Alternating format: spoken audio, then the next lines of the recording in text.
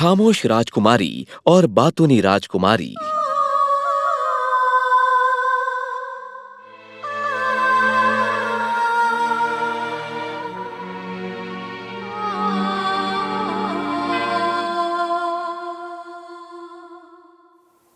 बहुत साल पहले एक राज्य जो पहाड़ों और घने जंगलों के बीच छुपा हुआ था, वहां दो राजकुमारियों का जन्म हुआ।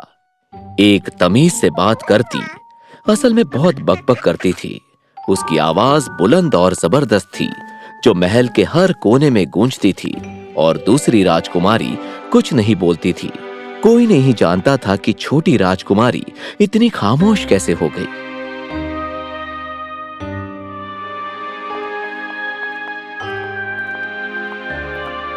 ये राजकुमारी कुछ करके दिखाएगी। हाँ, सही कहा। उसकी आवाज में जबरदस्त दम है। अरे है ना, इतनी गंभीर क्यों हो?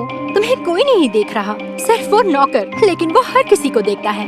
और वैसे भी मैं अपने कपड़े पर फिसली और गिरते गिरते बची। अच्छा बताओ, मुझे लाइलैक पहनना चाहिए या लैवेंडर?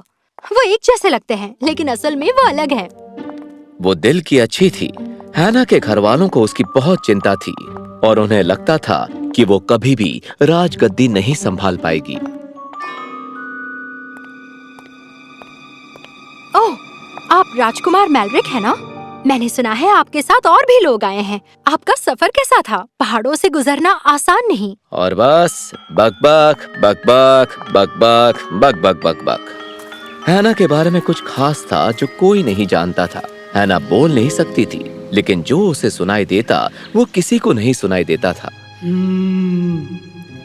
हम इस तने के बढ़ने के लिए काफी हैं। प्रकृति। खामोश राजकुमारी ना सिर्फ कंपन को महसूस कर सकती थी, लेकिन प्रकृति की बोली को भी समझ सकती थी। अरे जरा इन मछलियों को तो देखो। पेड़, नदियों ने उस पर कभी भी ध्यान नहीं दिया। दरअसल हैना को वो कभी भी गैर नहीं समझते थे और हैना को उनकी बातें सुनने में एक अजीब सी शांति मिलती थी। लेकिन कुछ दिनों से हैना को मदद की पुकार सुनाई दे रही थी।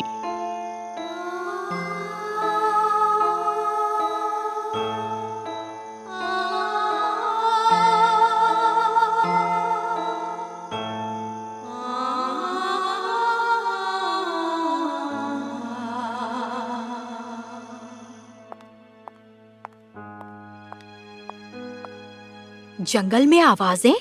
बेटा, तुम बस बोर हो गई होगी। हाँ। हमारी बेचारी बच्ची दोस्त नहीं है तो किसी को भी दोस्त बना रही है। राजकुमारी हैना ने फैसला किया कि वो खुद इस आवाज से निपटेगी। कुछ देर चलने के बाद उसने कुछ सुना। वो चलते हैं, वो मुड़ते हैं, वो झूठ बोलते हैं। हैना घबरा गई। उसे हमेशा लगता था कि जंगल उसका घर है, लेकिन जैसे जैसे वो जंगल की गहराई में जाने लगी, उसे एक अजीब सी बेचैनी महसूस होने लगी। और वो उसके सामने थी। Root keeper.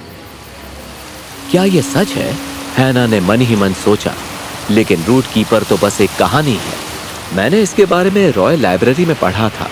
राज्य की रक्षक, बीते कल और युगों की साक्षी। वाह! हैना ने उस बड़े से पेड़ के छाल को छुआ और हैरान रह गई। वो चमक उठा। अभिमान, लालच और डर, इन सब की लपटें महल के अंदर ही कहीं छिपी हुई हैं। जैसे ही हैना ने अपना हाथ हटाया, उसकी हथेली पर एक लालटेन आया जिसमें रोशनी चमक रही थी। आग की लपटों को शांत करना ही होगा। लपटें? हैना ने सोचा, क्या ये जादू है? और हाँ, ये जादू ही था। वहां महल में हैना ने उन्हें चेतावनी देने की पूरी कोशिश की, लेकिन उन्हें लालटेन नहीं दिखी। क्या वो सिर्फ मुझे दिख रही है? क्या ये उस सूप की वजह से तो नहीं? मैंने कहा था मशरूम नहीं। तुमने सही कहा, ये तो अनर्थ हो गया। हाँ, हर वक्त बक बक। हर कोई चाहता है कि कोई तो उनकी आवाज सुने। मैं एक स्कूल खोलूंगी इन जैसे लोगों के लिए। ओह मेरी बच्ची। उन्होंने उसकी बात नहीं सुनी, कभी नहीं सुनते थे। हार मानकर हैना पेड़ के पास गई, दिल में असमंजस लिए। ऐसा लगता था जैसे पेड़ ने उसे समझा। पेड़ हिला और 3 पत्ते गिराए। जैसे ही हैना ने उठाने के लिए उन्हें छुआ, उन पत्तों का रंग बदल गया, लाल, नीला और पीला। छिपी हुई लपटों को बाहर आना ही होगा। पापियों को सजा जरूर मिलनी चाहिए। पापी की एक झलक से ही पत्ता जल जाएगा। अभिमान, लालच और डर, छिपी हुई लपटें महल के अंदर। हैना ने पत्तों को उठाया, हल्के से लेकिन हिम्मत के साथ। अगले दिन पहले पाप अभिमान की तलाश में हैना धोखे के केंद्र में पहुंची, शाही परिषद कक्ष। उसने लोगों को बड़ी बड़ी बातें करते हुए सुना, लेकिन उसकी हथेली पर वो लालटेन नहीं टिमटिमाई। फिर उसने सर लैंसलॉट को सुना। हम ट्रांसवर्स पर हमला करेंगे और साबित करेंगे कि कोई हमसे टक्कर नहीं ले सकता। सर लैंसलॉट, वो शांति का प्रस्ताव लेकर आए हैं। हम हमला कैसे करें? हैना की हथेली में दर्द हुआ, लालटेन की वजह से। उसने 3 पत्ते निकाले और लाल वाला पत्ता सर लैंसलॉट की तरफ बढ़ने लगा। वो चमक उठा और उनकी झलक दिखाई दी। और फिर अचानक कुछ अजीब सा हुआ। सर लैंसलॉट सच बोलने लगे। शांति कमजोरों की निशानी है। मेरी प्रमुखता दिखाने का यही एक मौका है। तुम्हें लगता है शांति के लिए मैं ये मौका जाने दूंगा? तुम्हारी प्रमुखता? क्या यही वजह है कि तुमने हमसे इतनी लड़ाइयां लड़वाई? हमारा इतना नुकसान हुआ तुम्हारी प्रमुखता की वजह से। तुम्हारे घमंड की वजह से हम और नुकसान नहीं झेल सकते। सर लैंसलॉट, हमें लगता है कि अब तुम इस पद को संभालने के लायक नहीं हो। हमारा फैसला है कि तुम इस्तीफा दो। क्या? नहीं, मेरा मतलब, मुझे नहीं पता कि मैंने क्यों कहा। लेकिन हैना जानती थी, जब लालटेन की लपटें शांत हुई और लाल पत्ता जल गया, वो मुस्कुराई। अब इस महल में घमंड के लिए कोई जगह नहीं है।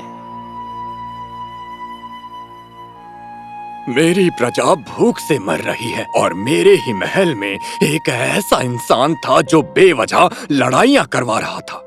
भूख? ये शब्द सुनते ही हैना की हथेली जलने लगी। क्या एक और पाप आस पास है? 1 मिनट, ये खुशबू कहां से आ रही है? हैना ने इसका पता लगाया। हैना एक पुराने रंगशाला के पास पहुंची।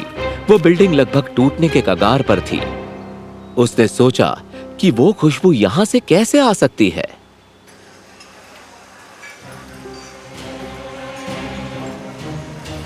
और ले आओ, जी भर के खाओ, सोचो मत। वैसे शाही रसोइयों को भी शाही खाना खाने का पूरा हक है। ये देखकर हैना चौंक गई। क्या ये एक भोज था? शाही रसोइये आम लोगों के लिए रखे राशन में से चुराकर अमीर लोगों को खिला रहे थे। उसकी हथेली में हरा पत्ता चमक उठा। उसने पत्ते को पकड़ा और फिर ये हुआ। अरे, ये घंटा किसने बजाया? ये रंगशाला तो सालों से बंद है। अचानक दीवारें गिर गई और रंगशाला अमीरों को साथ लिए सड़कों पर ढह गई। क्या? एक भोज? ये तो जादू टोना है। ये तो जादू टोना है। ओह, सर लैंसलॉट, और तुम जैसे अमीरों से तो जादू टोना ही सही है। परिषद के प्रमुख को बुलाओ। और मामला यहीं खत्म नहीं हुआ, क्योंकि परिषद की प्रमुख कोई और नहीं बल्कि खुद महारानी थी। माँ, आपकी गैरहाजिरी में क्या से क्या हो गया है? ये लोग महल का नाम खराब कर रहे थे और एक ही रात में इनका पर्दाफाश हो गया। माँ, अरे ये तो बहुत गलत हुआ सर लैंसलॉट। ये सब मेरे राज में, ये तो बहुत शर्म की बात है। तुम्हें इसके बारे में पता था? मेरा मतलब, दरअसल हमें कुछ... तो जल्दी बताओ। और फिर क्या, वो आखिरी पाप डर कहीं और नहीं छुपा था। वो शाही परिषद कक्ष में था, जहां सच्चाई का गला घोंटा जा रहा था। रानी साहिबा, आपको आलोचना बिल्कुल पसंद नहीं, इसलिए सर लैंसलॉट आपकी जी हजूरी करके आपके पसंदीदा हो गए। आपके खिलाफ आवाज उठाने वाला सलाहकार अपनी नौकरी से हाथ धो बैठा। ये तुमने क्या किया? मुझे नहीं पता मैंने ऐसा क्यों कहा। रानी साहिबा, मेरा वो मतलब, तुमने जो किया सही किया, समझी? मेरी जान, इन्होंने बिल्कुल सही कहा। मेरे अपने घमंड की वजह से मैं इनकी बात नहीं मान रही थी। आखिर में हैना समझी। भले ही महारानी का गुस्सा भयंकर था, लेकिन अपनी नौकरी खोने के डर से अपना काम ठीक से नहीं करके परिषद उससे भी बड़ी गलती कर रहे थे। क्योंकि जो भी अपना कर्तव्य करने से डरता है, वो पाप करने वाले से भी बड़ा पापी है। और जैसे जैसे सभी का पर्दाफाश हुआ, एक एक करके पाप भी खत्म हुए।